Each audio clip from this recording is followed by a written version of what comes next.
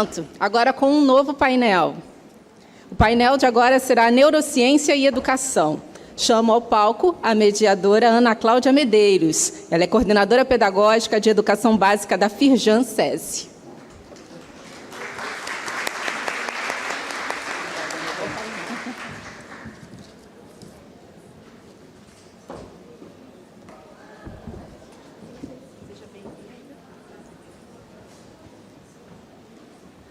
Boa tarde a todos.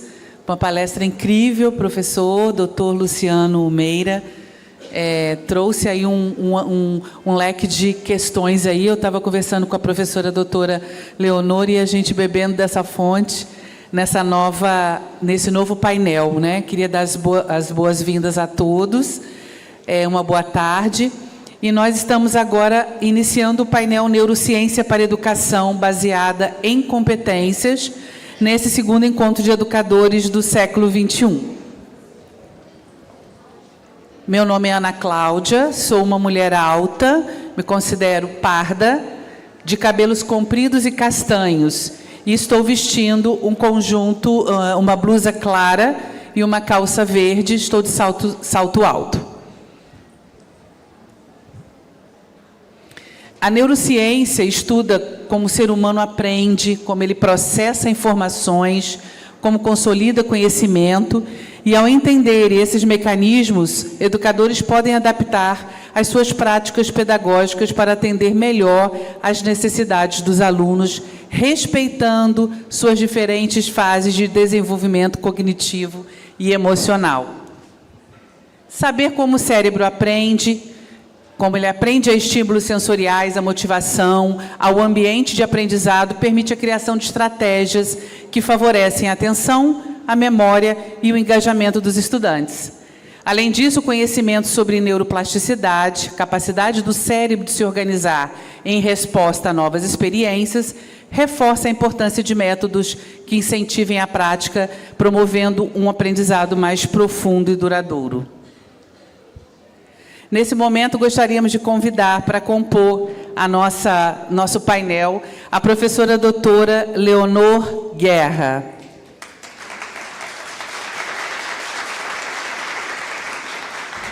Obrigada, professora.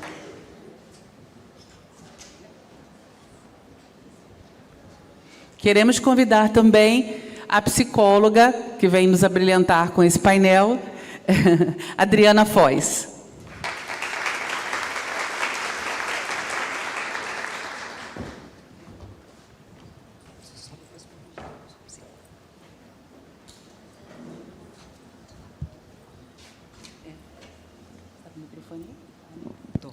Posso só fazer uma correção assim, porque faz um pouco de diferença.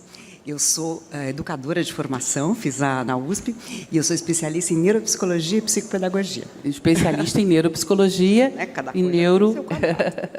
Ok.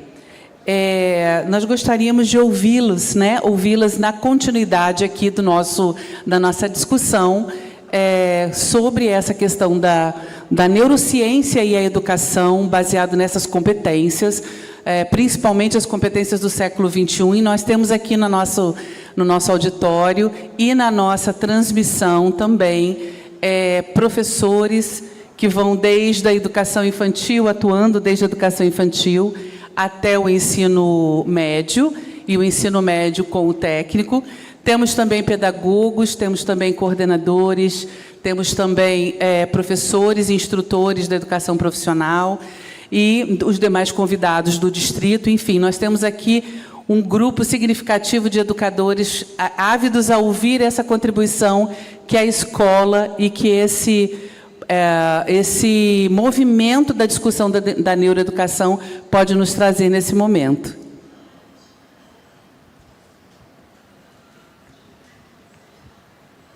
Eu gostaria de convidar a doutora Leonor Guerra para nos compartilhar um pouco desses seus estudos sobre a importância de se conhecer as bases conceituais da neurociência, sendo esse conhecimento crucial para otimizar o processo de ensino-aprendizagem.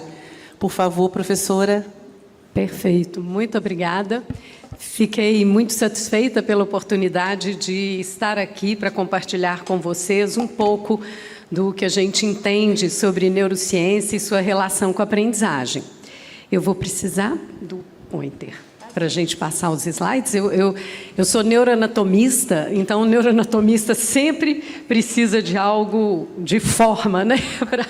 Para a gente poder fazer a abordagem disso que eu vou explicar para vocês. Deixa só... Então, a nossa ideia é explicar como o cérebro aprende. Vamos fazer primeiro uma reflexão. Educação visa mudança de comportamento, o que quer dizer conhecimentos, habilidades, atitudes, ou seja, aquisição de conhecimentos, habilidades, atitudes. As estratégias pedagógicas que um professor usa no dia a dia, elas nada mais são do que um conjunto de estímulos. Qualquer estímulo que entre pelos nossos órgãos do sentido, todos os órgãos do sentido que nós temos, eles valem como estratégia pedagógica. Se você chega numa sala de aula, numa segunda-feira de manhã e diz assim: vamos dar continuidade àquela discussão que nós paramos na sexta-feira? Quem é que perguntou mesmo? É diferente de você entrar na segunda-feira. Não conseguia nem esperar passar o final de semana, porque eu estou doida para continuar aquela discussão que nós começamos quando o Pedro perguntou sobre a geografia no recôncavo baiano, por exemplo. Então, a forma como você se expressa, isso tem um impacto, isso está sendo processado pelo sistema nervoso. E esses estímulos, eles ativam os conjuntos de neurônios que nós temos e por um processo chamado neuroplasticidade, que nós vamos esclarecer já já, ocorre uma remodelação das comunicações que existem entre os neurônios. Essas comunicações são chamadas sinapses. Então, as estratégias pedagógicas, na verdade, elas levam a modificações no cérebro de uma pessoa. Todo professor, todo educador, todo pai, toda pessoa que interage com outra, intencionalmente ou não, dando estímulos, faz com que aquele cérebro entre em atividade e essa atividade pode gerar uma reorganização daquele sistema e gerar comportamentos, atitudes, habilidades e conhecimentos novos. Essas modificações, elas ocorrem em cérebros de pessoas em diferentes etapas do desenvolvimento, né, em diferentes fases da sua vida. Isso faz um pouco de diferença, diferenças pequenas, mas em todas as etapas da vida nós aprendemos. Portanto, o processo ensino-aprendizagem, ele nada mais é do que um processo de reorganização do cérebro humano, o que leva ao desenvolvimento cognitivo, emocional e a essa mudança de comportamento que a gente vê no dia a dia da escola. Outra reflexão é que o ser humano, ele interage com o ambiente através dos órgãos do sentido. E na hora que nós interagimos e o sistema nervoso recebe essas informações, ele gera um comportamento que tende a ser sempre adaptativo. Então, por exemplo, se eu estou numa sala aqui e a temperatura diminui, o nosso sistema nervoso, ele gera um comportamento de passar a mão no braço, de pegar uma roupa para se proteger, etc. Então, todo o nosso comportamento, ele tem uma tendência a ser em função de nossa adaptação ao mundo, para podermos solucionar problemas, para podermos aprender, para podermos nos adaptar ao mundo em função do nosso bem-estar e sobrevivência. Então, sempre que nós interagimos, nós tendemos a ter como resultado um comportamento adaptativo, que nos garanta bem-estar e sobrevivência. E se esse comportamento foi de fato adaptativo, eu tendo a repetir esse comportamento e ao repetir, ou seja, ao reativar meu sistema nervoso em função daquele comportamento, eu registro esse comportamento de forma mais definitiva como memória. E a memória é a base da nossa aprendizagem. Então, hoje eu aprendi como chegar à casa Firjan. De manhã cedo eu pesquisei e aprendi. Quando eu vim à tarde, eu já vim sem problema nenhum, porque eu já tinha uma experiência vivida sobre isso e a melhor forma de lidar com ela. Então, na verdade, o nosso sistema nervoso, ele se constituiu ao longo da evolução de forma que resultou num sistema que é especializado em interagir com o ambiente, gerar comportamentos adaptativos, aprender esses comportamentos, registrar esses comportamentos por mais tempo, em função da sobrevivência daquela pessoa e da preservação da espécie. Inclusive, em sala de aula, quando alunos estudam com uma memória de curta duração na véspera da prova, né, e chegam na sala de aula, respondem as questões ali rapidamente, com medo de esquecer aquilo que eles ainda estão mantendo na memória, eles repetem esse comportamento. Por quê? A sobrevivência deles não é necessariamente o aprendizado, é o quê? A nota. Então, se eles com essa estratégia obtêm a nota, eles repetem essa estratégia. Ela é altamente adaptativa, já que o processo de aprendizagem em si, ele é deixado de lado e os pais, professores, cobram a nota. Então, o cérebro dele processa e assim, arruma estratégias que sejam mais adaptativas, que causem maior bem-estar para ele. Então, estudar menos vezes, só na véspera, tiro a nota e assim vai. Bom, a neurociência avançou muito nos últimos anos, né? Principalmente a partir da década de 70, né? Quando as neuroimagens começaram, e hoje em dia, nos últimos 20 anos, avançou mais ainda por conta dessas técnicas de neuroimagem. E hoje em dia, nós temos na neurociência muitas evidências científicas, né, muito conhecimento sobre o comportamento humano e especificamente sobre como o cérebro processa a aprendizagem. E, com isso, sabendo melhor como é que o cérebro processa a aprendizagem, a neurociência passa a estabelecer um diálogo com outra área do conhecimento, que é a educação. Educação e neurociência são áreas muito distintas do conhecimento. Elas têm técnicas distintas, têm objetivos diferentes, então a gente não pode misturar uma coisa com a outra, porque elas têm objetivos, têm fatores que influenciam o sistema nervoso e um sistema educacional, que são muito diferentes uns dos outros, mas a neurociência e a educação têm um tema em comum, que é a aprendizagem. A aprendizagem ocorre no sistema nervoso, depende da interação com o ambiente e o objetivo da educação é desenvolver as pessoas por meio do processo de aprendizagem. Então, elas conseguem conversar entre si. Com isso, a neurociência vem trazendo muitas evidências científicas sobre como a gente aprende. E se a gente entender como aprendemos, eu posso refletir melhor sobre estratégias pedagógicas, sobre como eu vou interagir com meus filhos, enfim. A neurociência está trazendo evidências científicas que podem ajudar pais a pensar condições e interações favoráveis na criação de seus filhos, professores a repensarem estratégias pedagógicas, tanto reafirmando estratégias que são usadas há muitos anos, como refletindo sobre estratégias que não funcionam tão bem. Eles também a neurociência pode ajudar os estudantes a pensar sobre práticas de estudos mais efetivas e aos gestores, ela pode ajudar os gestores a pensar sobre o que resolver fazer numa escola, num governo, né, para refletir sobre como a gente vai fazer gestão educacional e gerar políticas públicas que, de fato, levem a uma aprendizagem mais efetiva. O sistema nervoso, vocês estão vendo à minha esquerda uma figura, uma neuroimagem onde o sistema nervoso foi cortado, é um corte sagital, e eu tirei essa parte do sistema nervoso, virei assim, vocês estão vendo o sistema nervoso numa vista medial, tá? Isso para mostrar que o cérebro é essa estrutura aqui.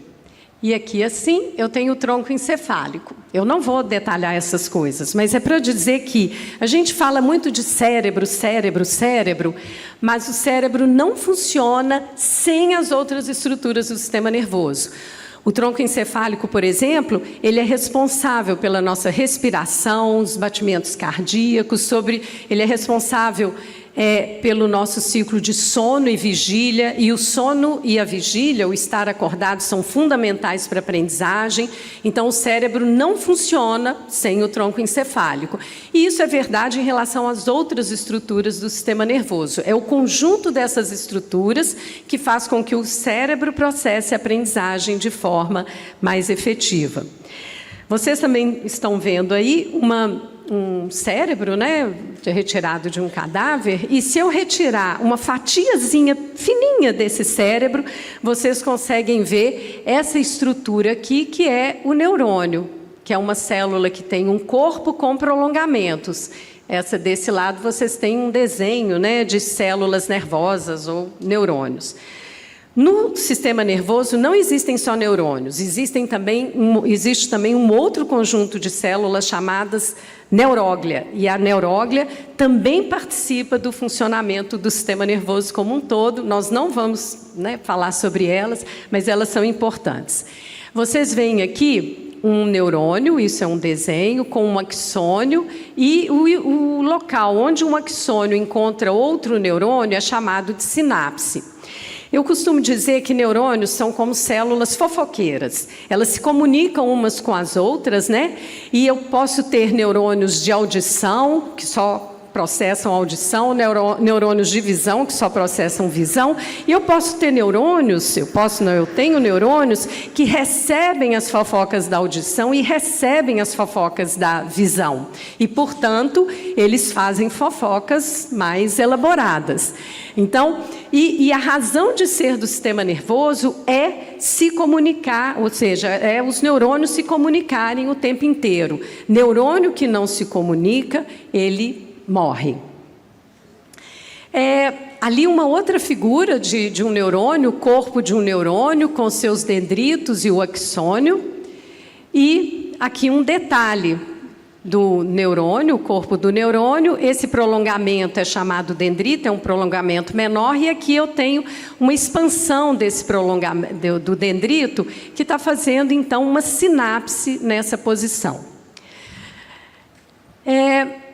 E por que eu apresentei esse desenho, essa figura especificamente? Os neurônios têm uma propriedade muito importante chamada neuroplasticidade. Quando eu ativo neurônios durante o tempo em que eu estou acordado, esses neurônios, muitos neurônios, milhões, bilhões de neurônios em atividade, se eu mantiver esses neurônios em funcionamento, como? Contando para uma pessoa que eu vim à Casa Firjan, que eu encontrei a Ana Cláudia, etc., se eu relembrar o que eu fiz aqui, se eu olhar num livro sobre a Casa Firjan, ou seja, toda vez que eu reativar essa rede de neurônios, eu vou ter uma probabilidade muito grande de que durante um período de sono, seja um cochilo à tarde ou durante uma noite de sono, esses neurônios produzam proteínas que vão ser incorporadas nessa sinapse, reorganizando essa sinapse. Então, a neuroplasticidade é um processo que permite que, desde que os neurônios tenham sido ativados mais vezes, eles possam produzir proteínas para alterar estruturalmente a comunicação entre eles. E essa reorganização na sinapse é o que caracteriza a nossa memória. Se a gente parar de comer proteínas, eu deixo de fazer memórias. Então, uma dieta sem proteína nenhuma, ao longo do tempo, vai fazer com que as proteínas não sejam repostas e eu deixo de reorganizar sinapses. Por que a gente esquece? Porque eu deixo de ativar os circuitos neurais e as proteínas que estavam reestruturando aquela sinapse e mantendo a memória, elas deixam de ser repostas. E aí eu esqueço, ok? Bom, então, como aprendemos? Como o sistema nervoso, especialmente o cérebro, processa a aprendizagem? Primeiro, eu preciso ter os estímulos no ambiente, eu preciso receber os estímulos. Esses estímulos, por exemplo, o toque na mão de uma pessoa ativa um prolongamento do neurônio. Quando você ativa um órgão do sentido, na verdade, você provoca uma alteração elétrica e química, que nós não vamos ter tempo agora de detalhar, mas é uma alteração elétrica e química, a célula, o neurônio fica diferente, e é isso o sinal, isso é que a gente chama de estímulo nervoso. Esse sinal, ele é transmitido de um neurônio para outro por meio de uma substância química, um neurotransmissor.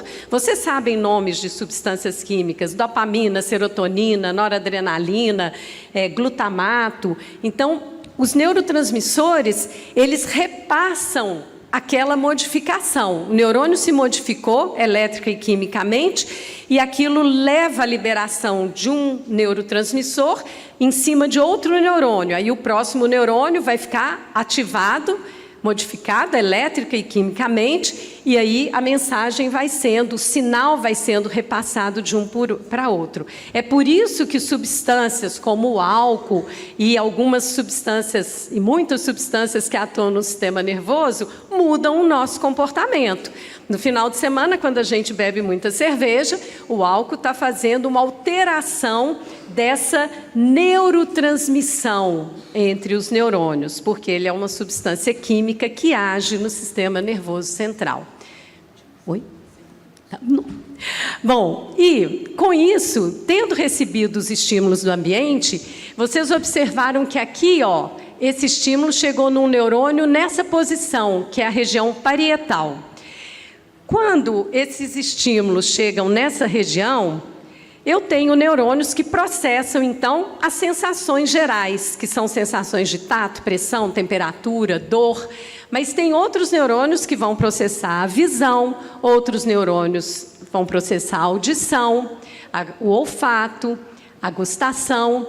E, ao mesmo tempo em que essas informações estão chegando pelos órgãos do sentido, um outro conjunto de neurônios entra em atividade. São os neurônios da atenção, que direcionam a sua atenção para o estímulo que está sendo dado. Em seguida, um outro grupo de neurônios, vocês se lembram dos neurônios privilegiados que fofocam sobre audição e visão? E podem também receber estímulos de olfação, gustação, etc. Esses neurônios atribuem um significado àquilo que você está recebendo. Então, eu entendo que isso é um auditório e as pessoas estão tendo uma palestra aqui.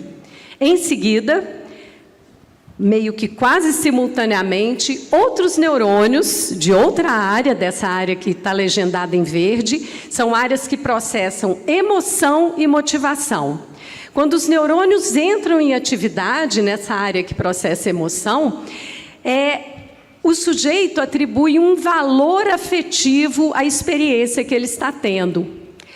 E isso, o professor falou anteriormente, isso é a produção do sentido, é a constituição do sentido para a pessoa, ou seja, aquela interação faz sentido para mim, ela tem um valor afetivo para mim. E as áreas de emoção, então, elas vão ativar áreas de motivação. E essas áreas de motivação vão ativar outras, que são essas áreas legendadas em cor de rosa, que são as áreas pré-frontais. É a parte mais anterior do lobo frontal.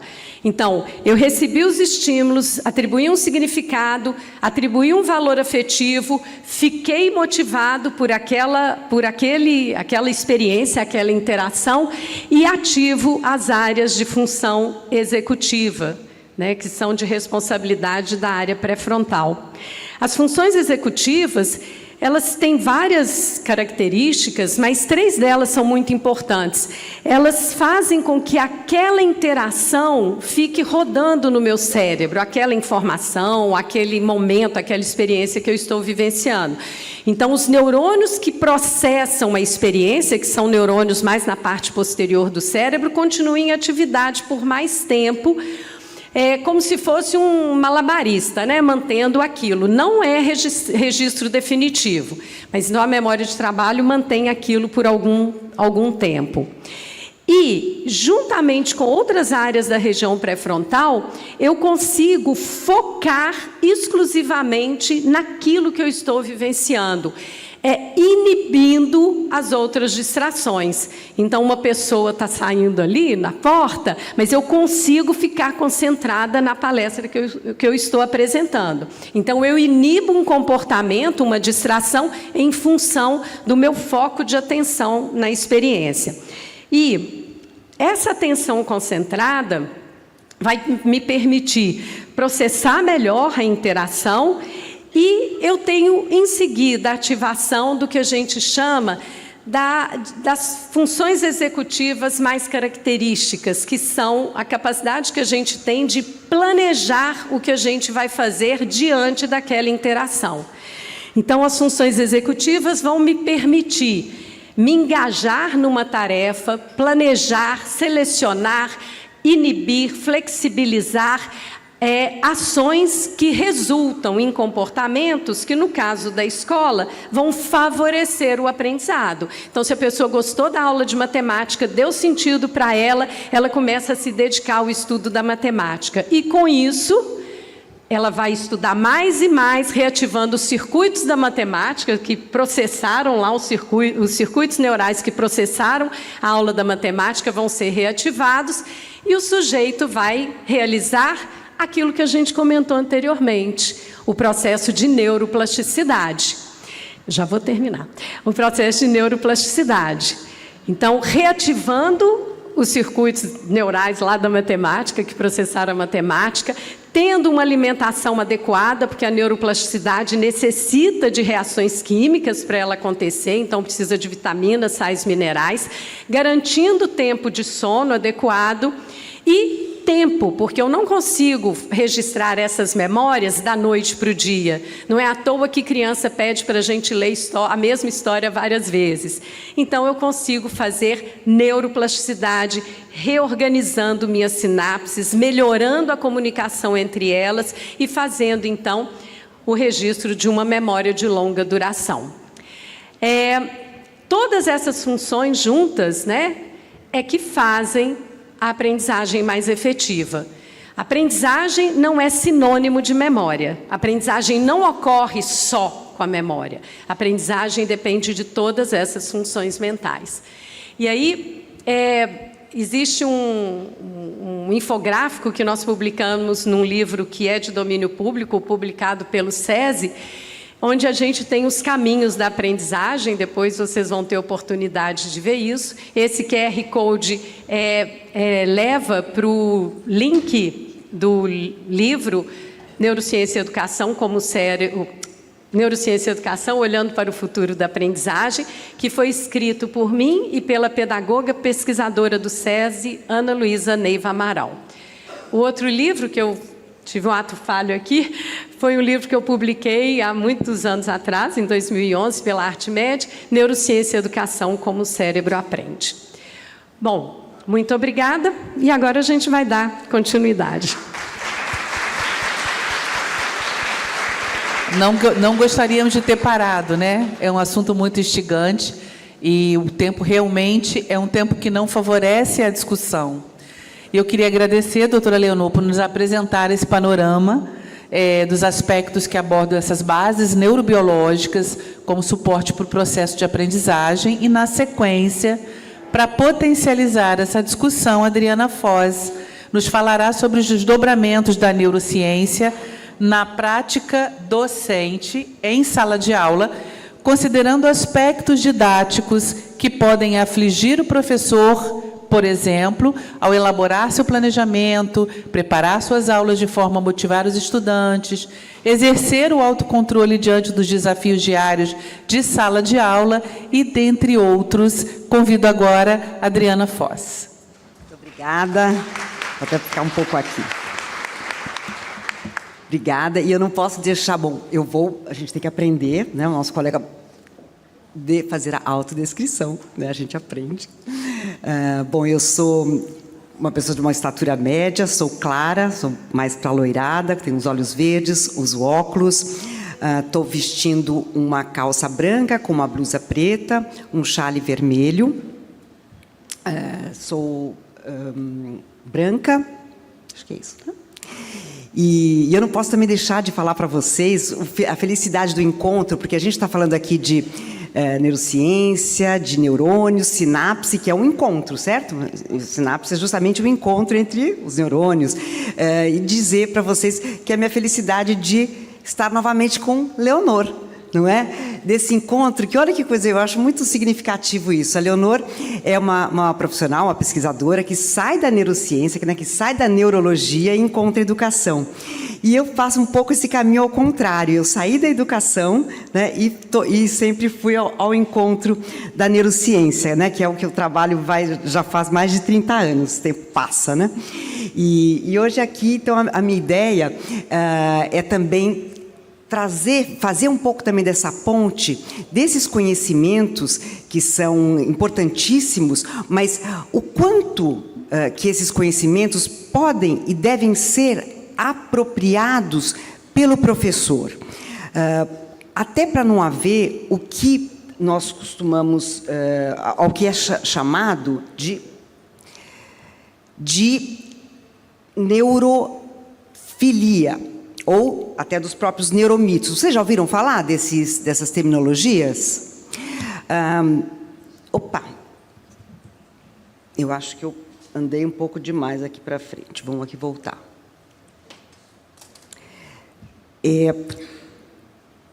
O cérebro fascina, não? Não tem como a gente... Qualquer assunto, se nós trazemos algo sobre o cérebro, a concorrência fica difícil. Tanto que o cérebro está em todos os lugares hoje, no sentido até de discurso. Se vocês fazem uma busca no Google e colocam a palavra cérebro ou neuro, vocês vão ver o absurdo que é né, do número de vezes que aparece, e cada vez mais. Por quê? Isso é um fenômeno mesmo que até, inclusive, é estudado e se chama neurofilia, que é a sede, a vontade para falar e entender sobre o cérebro. Só que a questão, não dá para eu, de uma hora para outra, me tornar uma neurocientista.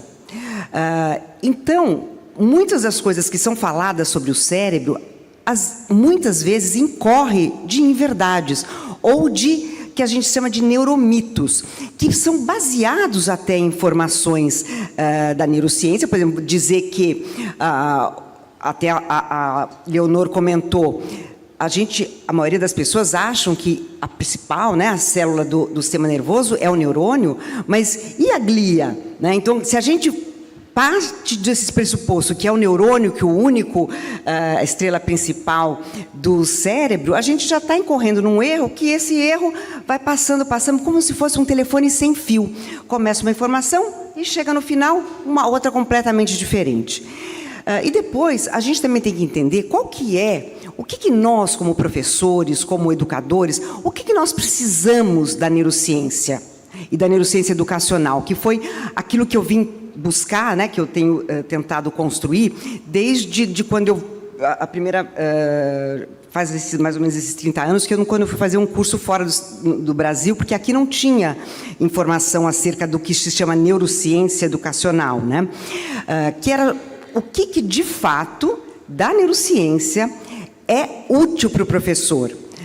Não só para facilitar a vida dele, para ser mais efetivo o trabalho dele, mas também para a gente não correr esses erros de que a maior parte de educadores interessados em neurociência são aqueles que mais incorrem em erros.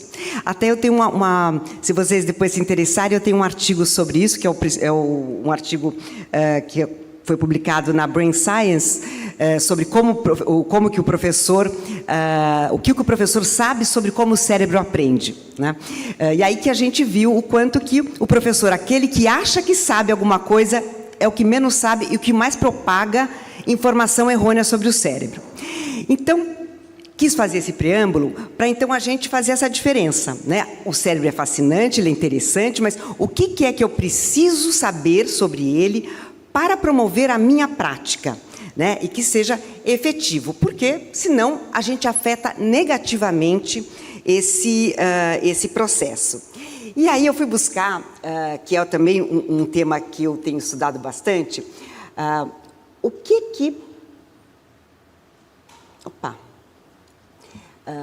como que a gente, então, pode fazer, né, uma aula interessante, porque, como eu comentei com vocês, a gente falar sobre o cérebro é muito interessante, as pessoas ficam, né, de modo geral, né, Leonor, eu acho que isso é uma vantagem, né, a sua área, então, nem se fala, né, falou sobre o cérebro, todo mundo fica ali antenado. Mas como, então, a gente pode fazer uma aula interessante sem ser um pirotécnico, né? Porque eu hoje em dia vejo que o professor, se a gente parar para pensar o que os alunos estão buscando, né? Como que eles estão vivenciando hoje o seu processo de aprendizado, porque eles acham que eles aprendem muito, né? Que eles são sabidos. Eu vejo os pais falando, nossa, meu filho conhece muito, muito sabido. Não. Uma coisa é, hoje os jovens têm muita informação.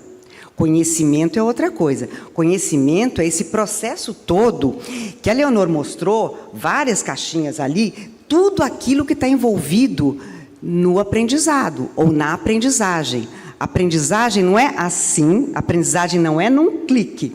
A aprendizagem tem todo um processo que, se a gente bota numa linha reta, né, a gente precisa primeiro o quê? Da entrada dos sentidos. Da entrada dos sentidos tem todo um outro processo, que aí nem vale a pena mencionar, mas vem para a atenção focada, memória de trabalho, memória de longo prazo, depois todo um processo para reter esse conteúdo, e aí que aprende. É nesse segundo desse clique no smartphone? Não, por isso que eu digo, o jovem, ele tem muita informação, mas conhecimento é diferente. E aí, que eu comentei anteriormente com vocês, que eu fui até estudar a curiosidade, ela tem uma rede, né, cerebral, que processa a curiosidade, ela faz parte do sistema motivacional, porque a gente sabe que no início, né, desse processo do aprendizado, existe a motivação e a curiosidade. Então, na entrada dos sentidos, até antes de você poder perceber ou sentir, muitas vezes tem eu estou curiosa, eu estou interessada, é por isso que eu vou olhar, por exemplo, para aquela mochila laranja, que eu achei bonita, é daqui da Firjan. Então, como então criar a curiosidade no meu aluno, no estudante? Como eu comentei, a curiosidade é uma rede que faz parte desse sistema de recompensas, que também nele não é só a dopamina, né, que hoje parece que é o principal, mas tem vários neurotransmissores envolvidos nesse sistema. Eu vou falar mais um pouquinho depois dele. Mas a curiosidade, ela inclusive agora, muito recentemente, ela é estudada há muito tempo, né? A curiosidade em termos da neurociência. E, por incrível que pareça, era muito mais estudado curiosidade em adulto. E de 10, 15 anos para cá, é que tem muito mais papers e muito mais pesquisas voltadas para a criança e para o adolescente. E essas pesquisas mostram o quanto você poder criar ou estimular a curiosidade nesse jovem, não só vai ajudar ele a engajar na sua aula, como também a curiosidade mostra aspectos de consolidação da memória. Então, você poder cultivar, criar a curiosidade na criança, no aluno, no estudante, veja só, além de facilitar a sua aula, vai também facilitar a memorização dele. Tem uma pesquisadora muito reconhecida dessa área da curiosidade, que ela tem um experimento muito interessante, que quem usa muito também é o comércio, né? São os economistas, o marketing, mas enfim, só para vocês verem que coisa interessante. Ela pega um grupo, né, que ela chama de tomadores de decisão, e ela percebe que para o indivíduo se sentir curioso, então para que a gente possa estimular a curiosidade no jovem, no aluno, no estudante, a gente precisa mostrar algo que seja do mundo dele. Porque quando você não tem a menor pista do que aquele conteúdo vai dizer, a pessoa não se engancha, não se conecta com aquele conteúdo. Então, isso foi um achado, né? Que é, você não pode trazer um conteúdo sem trazer uma conexãozinha com o mundo daquele indivíduo. E uma outra aspecto que eu achei muito interessante é que você trazer a informação na medida certa é que vai fazer com que este aluno possa memorizar esse conteúdo lá para frente. Então, esses conhecimentos, sim, eu acho que são muito úteis para nós professores, para nós que trabalhamos com a educação. Então, nós não precisamos saber exatamente quais são aqueles neurotransmissores que estão naquela rede X ou Y, ou naquele, vamos dizer, fazendo parte daquele balé neuronal, mas a gente pode ter informações que são agregadoras ao nosso trabalho, em que a gente tem segurança do que a gente está fazendo. Porque muitas coisas que o educador faz, muito interessante, o bom educador, aquele que os alunos, por exemplo, né, você viu, a Leonora aqui deu 2 exemplos, aquele educador que chega já motivado, interessado para que a aula seja, de fato, aprendida pelo seu aluno, e aquele professor que não está nem aí, que parou naquele século retrasado, né? Porque o que mudou-se a vida, mas o que pouco mudou a educação é um absurdo. A gente antes tinha a educação que era voltada para o professor, né? Até aquele filme Sociedade dos Poetas Mortos, né? Mostra bastante isso. Depois a educação que era passada como se a mediação que fosse o importante, e hoje a aprendizagem é centrada no aluno. Então, nós mudamos 180 graus de direção no que se tem que fazer hoje no papel de professor. Então, a curiosidade, ela vai liberar essa dopamina, esse sentimento aí de prazer, ela faz parte desse sistema de recompensas, e a gente pode utilizar em diversos ambientes. Até eu vou falar aqui com vocês, é melhor eu já avisar, né? Porque muitas vezes vocês vão reparar que eu tremo um pouco, né? Um pouco. Aí eu brinco assim, gente, eu não estou com abstinência, eu não estou nervosa. Isso simplesmente tem a ver com o cérebro. Eu tive um AVC anos atrás e que, como uma das sequelas, que eu fiquei com várias, mas a que ficou foi esse tremor e essa dificuldade motora minha. Mas então esse tremor não tem, sabe, é bom a gente dar o nome aos bois, porque sabe que outro dia a pessoa falou assim, nossa, a Adriana está tão nervosa com o braço, então já, deixa eu já avisar. Tem dias que está melhor, dias que está pior. Bom, então a gente pode também usar os recursos visuais, porque o jovem hoje, o cérebro do jovem hoje está muito acostumado com informações que são visuais. Mas a gente aprende só pelo canal visual? Né? Tem até um neuromito famoso, que tem aqueles que são melhores no canal visual, no canal sinestésico, no canal aditivo. Não, a gente aprende por todos os canais. A gente sabe que hoje o jovem prefere mais o canal visual, mas a gente pode estimular todos os outros. Bom, e este teste do marshmallow? Quem que já ouviu falar? Quem que já assistiu? Quem não assistiu, vale a pena assistir.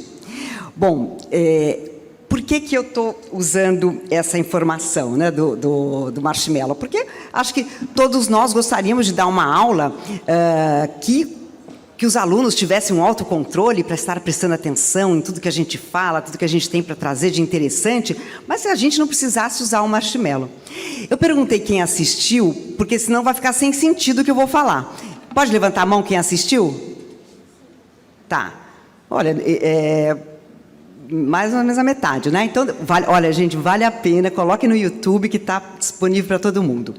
Nesse teste do marshmallow, é uma proposta de um pesquisador muito reconhecido da década de 60, entre 60 e 70, que ele queria entender por que alguns alunos eram melhores, né? Aprendiam, de repente, mais. Quer dizer, essa não era a proposta exata dele, mas eu estou aqui ampliando um pouco mais. O que fatores faziam parte?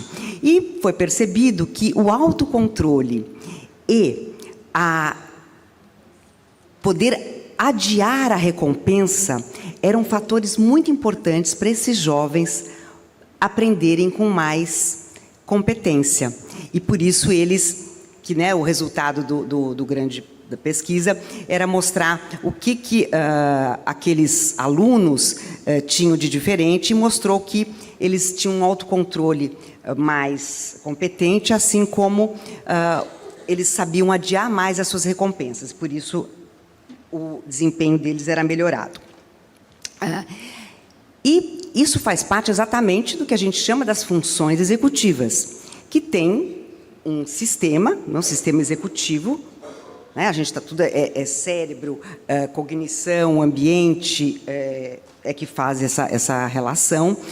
E eu fiz ali uma brincadeira com eu recortei do filme. Então, o que a gente tem que fazer para poder ajudar o nosso jovem a adiar a recompensa, mas sem precisar do marshmallow, porque também o marshmallow hoje é contra, né? Nós queremos que as crianças não comam tanto açúcar, então nós precisamos aqui fazer usar ele de uma forma criativa. Fazer combinados.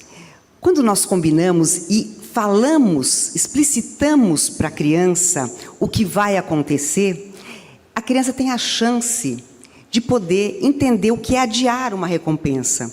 Porque o sistema de recompensa, aquele pelo qual, então, transita, né, a dopamina também, ela tem uma maior necessidade, por exemplo, de acontecer quando a gente é mais imediatista.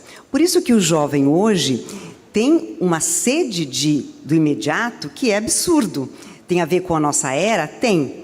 Nessa era digital, mas também tem a ver com como o cérebro deles funciona. Eu vou explicar também um pouquinho mais adiante. Mas, então, vamos fazer combinados, explicitar os combinados. Vamos promover a atenção, além da focada, que se ele ficasse só olhando para o marshmallow ali, ele talvez não conseguisse segurar a vontade e iria comer um pedaço do marshmallow. Porque esta pesquisa colocava várias crianças de uma idade média de 5, 6 anos, com um marshmallow na frente, e era pedido para ela o seguinte: você espera X tempo, se você não comer o marshmallow, você depois vai ganhar 2. Tinham crianças que não aguentavam e comiam. E esse foi um dos garotos que aguentou, e ele recorria a várias estratégias, né? Ele cantava, ele batucava, aí ele voltava para a atenção focada dele, olhava para aquele marshmallow, aí ele falava, não posso. Aí ele cantarolava, dedilhava com os dedos na mesa, enfim. E aí ele ia usando as estratégias, né, da sua atenção, que foram incentivando o autocontrole para que ele pudesse conseguir adiar a recompensa, e aí ele ganhou 2 marshmallows. E com isso a gente também exercita o quê? A flexibilidade, o planejamento, a organização. E nós podemos fazer isso com várias situações de sala de aula. Não nesse... Bonitinho, né? Bom, aqui eu vou trazer uma outra informação. Pena que não está, acho que está muito claro, o fundo era bem interessante. Se a gente... Senão a pessoa que fez os slides, ela vai ficar frustradíssima, gente. Demorou uma semana para criar a arte. Depois a gente precisa dar um jeito de passar a arte para vocês verem que bonito que ficou. Bom, então, o meu próximo desafio foi pensar em como neutralizar o mau humor adolescente sem ter que hipnotizar o adolescente. Quem que trabalha com adolescente aqui? Ah, um bom pedaço. Então, vocês sabem bem o que eu estou falando, né? Fora a energia extra né, que a gente tem que ter para tolerar, né, aqueles desafiadores, mal educados, né, porque a gente pode falar também as verdades aqui, né? Estamos falando também de sistema de recompensa. E eu vou trazer uma particularidade que ajuda muito o professor. Eu vejo nas palestras que eu trago, nas oficinas que a gente faz, eu vejo que é como se fosse uma eureka para o professor. Esse sistema de recompensa, na época da adolescência, ele que, na pré-adolescência, tem uma circulação importante da dopamina, e por isso, quem já viu, tem filhos ou alunos, meninas, por exemplo, e que elas uma olha para a cara da outra e morrem de rir. Você fala assim, gente, será que estão rindo de mim? Será que eu pus o sapato ao contrário? Não, elas estão rindo por rir. É um excesso ali de circulação de dopamina que eu vou te falar. Só que depois dessa pré-adolescência vem uma secura, né? Vem um deserto. Justamente, e o cérebro é muito inteligente, faz isso para que o jovem saia do lugar de adolescente e se torne adulto, né? Então, é muito bonito a gente entender que o cérebro é muito mais inteligente do que, né, o cérebro, o encéfalo, é muito mais inteligente do que a gente pode imaginar. E nesse sistema, na época da adolescência, por lá circula menos dopamina. Então, o adolescente ele é naturalmente entediado. E ele, por isso que ele precisa, e vocês vão perceber quando vocês notarem, ou seus filhos, ou filhos de amigos, ou seus próprios alunos, que coisas que o estimulam são coisas grandiosas, são grandes desafios. Então, fala para o seu aluno que você quer levar ele para aprender fórmulas da física e fala que você vai escalar aqui o Pão de Açúcar. Ou ter uma aula dentro da classe, aquela aula. Ele vai... Nossa, você é o melhor professor do planeta. Por quê? Porque ele precisa, o sistema nervoso dele precisa dessa estimulação maior para criar, né, para ter mais circulação da dopamina, da serotonina, que é aquilo que causa mesmo o bem-estar. Então, para que a gente possa conseguir, né, dar uma boa aula, para que a gente possa promover a aprendizagem desse jovem, a gente precisa estar antenado com os desafios que nós podemos propor a eles. Desafios, então eu dei exemplo de esporte, mas também desafios intelectuais, desafios de grupo, porque o jovem ele vai precisar se conectar com outros iguais, né, para que ele possa fazer valer as suas posições, aquilo que ele está lutando, né? Porque o jovem tem esta proposição, ele precisa quebrar com os paradigmas, ele precisa ser diferente daquele pai, porque senão ele continua filho para o resto da vida. Então, tem todo um porquê, né, deste processo.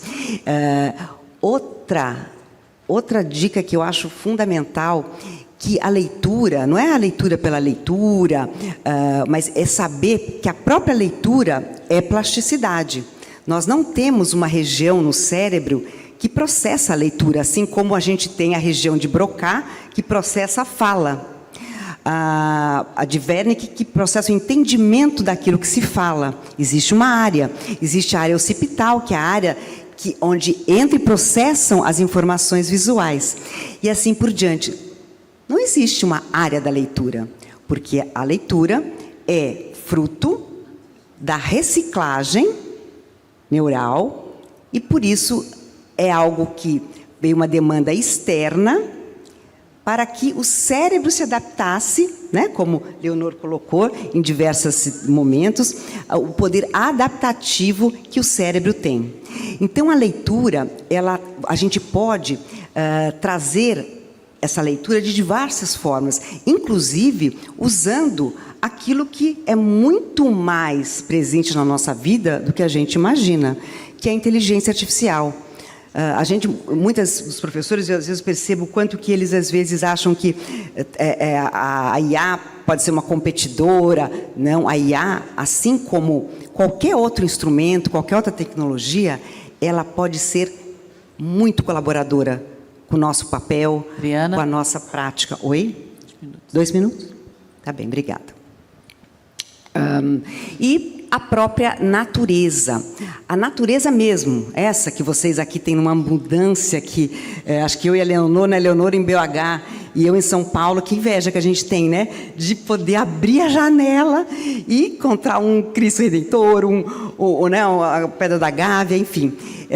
Essa natureza que a gente está falando, é comprovado que o contato com ela já é um calmante. Não é você ver a natureza na tela, é como os sentidos captam a natureza in natura.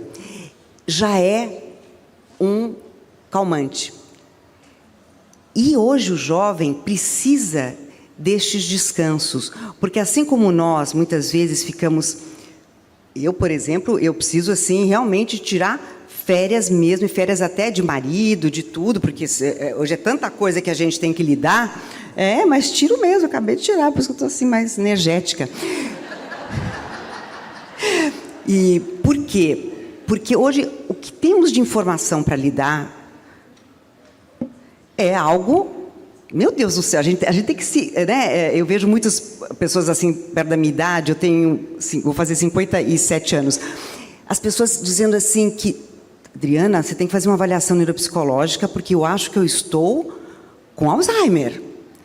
Aí você pergunta para a pessoa como é que se ela dorme, né? Se ela está comendo bem, tudo aquilo que também a Leonor aqui colocou. E como, se ela está dando tempo para essa informação virar conhecimento. A gente não está dando, porque a gente quer consumir, porque a gente também consome. A minha mãe ou a minha avó, de 100 anos, ela está no celular. E aí fala que está com problema de memória. Está com problema de memória porque a gente fazendo muita coisa, não dá para a gente conseguir dar conta de tudo. Mas, então, a natureza, isso é comprovado, ela melhora o foco, ela consolida memórias e ela reduz a ansiedade. Tudo aquilo que o nosso jovem tem de excesso aí. Eu vou passar rapidinho por esse aqui, porque devo ter agora só mais um minuto, que meu minuto demora para passar. Tenho mais de 40 cérebros na classe, e como que eu ofereço o que cada um precisa? Gente, vamos usar a diferença. Se eu pergunto para vocês, não pensem em vermelho. Que cor que vocês pensaram primeiro? A gente vai pensar em vermelho. Porque o nosso cérebro tem um sistema também de comparação para poder aprender. E a diferenciação é que faz com que a gente seja quem somos. Então, mostrar para os alunos que ser diferente é vamos dizer, o fashion do negócio, mas não a diferença para atacar, a diferença para somar, para integrar, para conectar.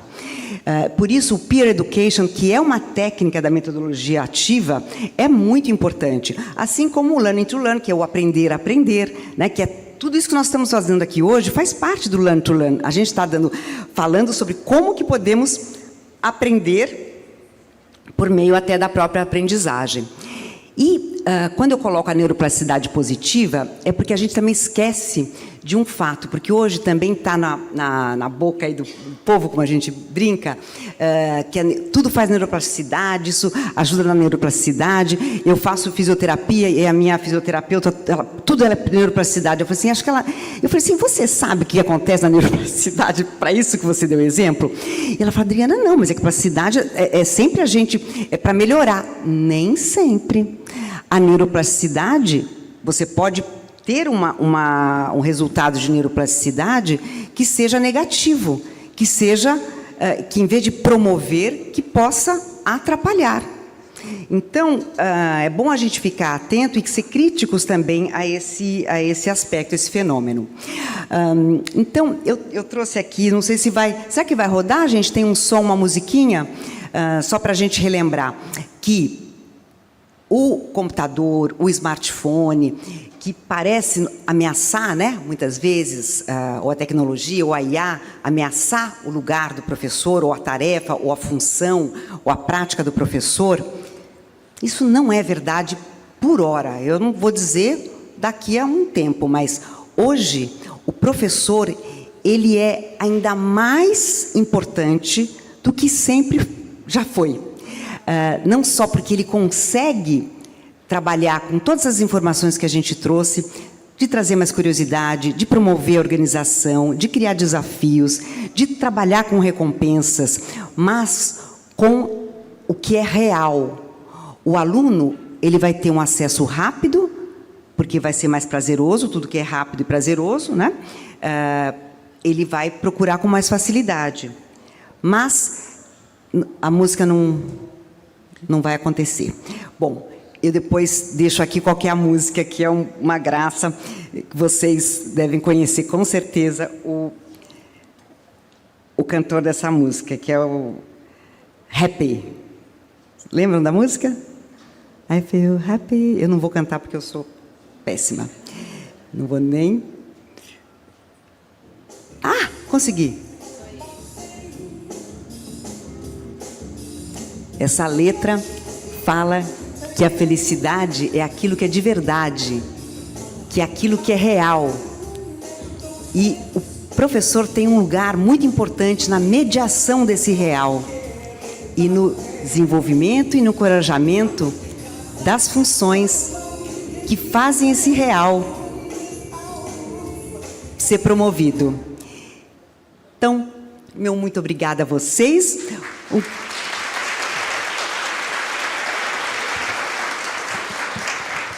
E eu faço ali um convite, gente. Esse Neuropapo tem ali o QR Code, que é um evento que eu criei na NeuroConnect, onde tem não só grandes cientistas, neurocientistas e também educadores respondendo a grandes questões que perpassam pela ideia de neuromitos. Então, a gente aprende também com o erro, né? Aliás, o erro faz parte, né, do aprendizado. E esses outros materiais, e eu tenho também... Eu acho que depois, vocês querendo, eu passo para vocês também por e-mail, ou como vocês preferirem. Eu posso deixar também aqui com a organização, deixar outros materiais sobre a neurociência educacional. Então, obrigada. Muito obrigada, Adriana. Gente, o assunto é um assunto delicioso, instigante, e a gente não tem tempo para perguntas. Infelizmente, a gente tem, né, a programação, e o quanto mais a gente ouvisse das nossas palestrantes, mais a gente fica feliz e sai daqui enriquecido com essas lindas informações, ricas informações. Então, finalizando, né, quando a gente integra conhecimentos da neurociência ao planejamento pedagógico, nós, educadores, podemos não apenas melhorar o desempenho acadêmico dos nossos alunos, mas contribuir para o desenvolvimento de habilidades socioemocionais, criando uma educação mais inclusiva, eficaz e centrada no ser humano. Então, esse foi o grande propósito dessa conversa, que ainda é uma conversa com muita reticências para a gente poder continuar falando ainda mais. E nós queremos agradecer.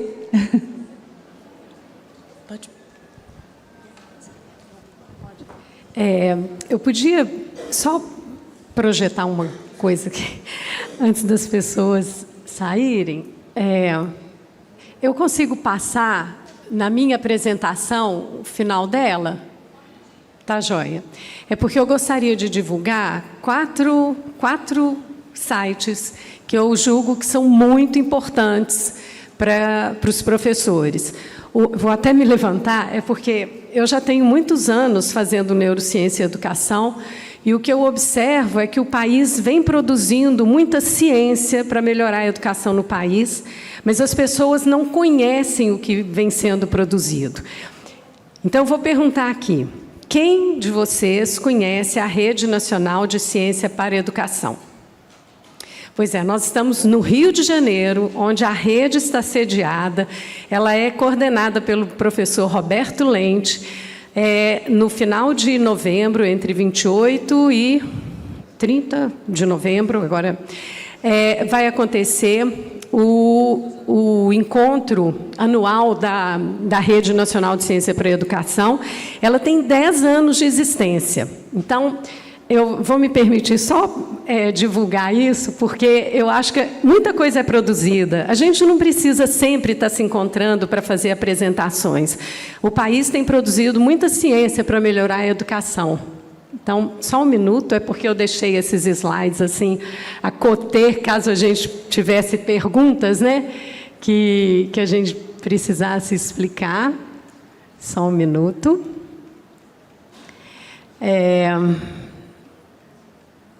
Só um segundinho. Isso. O primeiro site... Peraí. O primeiro é o Núcleo Ciência pela Infância. O Núcleo Ciência, todos esses que eu estou indicando são instituições que têm respaldo de cientista, né? Cientistas participam da produção de todo o material. O Núcleo Ciência pela Infância traz muitos materiais importantes para a gente fazer da primeira infância o momento em que a gente constrói as pessoas. A primeira infância é fundamental no desenvolvimento de todas essas funções que nós apresentamos em relação ao processo de aprendizagem. As funções executivas, que são tão importantes na escola, porque você precisa inibir comportamentos para fazer outros, elas começam a se desenvolver na primeira infância. O outro é o Adolescendo. É um site que traz informações sobre a adolescência para os pais, para os professores e para os próprios adolescentes. A adolescência, como a Adriana falou, é um momento de grande modificação do cérebro humano, onde o sujeito, e é por isso que o pessoal do ensino médio, do fundamental, anos finais, tem dificuldade, é um sujeito que quer fazer, quer atuar, ele quer ter ideias, ele quer ser protagonista. E a gente mantém o aluno como um sujeito passivo na sua aprendizagem. Então, acho que é muito importante o conhecimento aí do material deles. Um outro curso do Canal Futura é Neurociência e Educação. Eu recomendo fortemente, ele tem um embasamento de referência bibliográfica muito no livro que nós publicamos no SESI, e a Rede Nacional de Ciência para a Educação, que traz muitos materiais, tem podcast, tem canal no YouTube, promove cursos para os professores, e eu espero que quem está aqui, quem é do Rio de Janeiro, possa participar do encontro da rede, é só colocar a Rede Nacional de Ciência para a Educação, que possa participar do encontro no Museu do Amanhã, entre 28 e 30 de novembro. Eu vou ficar muito feliz de encontrá-los lá. E o último, o Instagram do Neuroeduca, que foi o projeto que nós começamos na universidade, e hoje o projeto na universidade ele foi finalizado, mas ele continua tocado por um ex-monitor meu, que é neuropsiquiatra, e traz muitas publicações, todas com evidência científica, sobre neurodesenvolvimento, transtornos da aprendizagem, etc. Eu não poderia deixar de publicar isso para vocês, de divulgar isso para vocês, porque com isso vocês vão aprender muito, muito, muito mais do que nós podemos apresentar para vocês. Muito obrigada. Ótimas dicas. Obrigada, doutora. Por uma educação que tem ciência. A gente precisa fazer uma educação com ciência. Estamos saindo daqui bastante cheio de conteúdos do painel e com bastante deveres de casa, né? Que para nós é muito bom.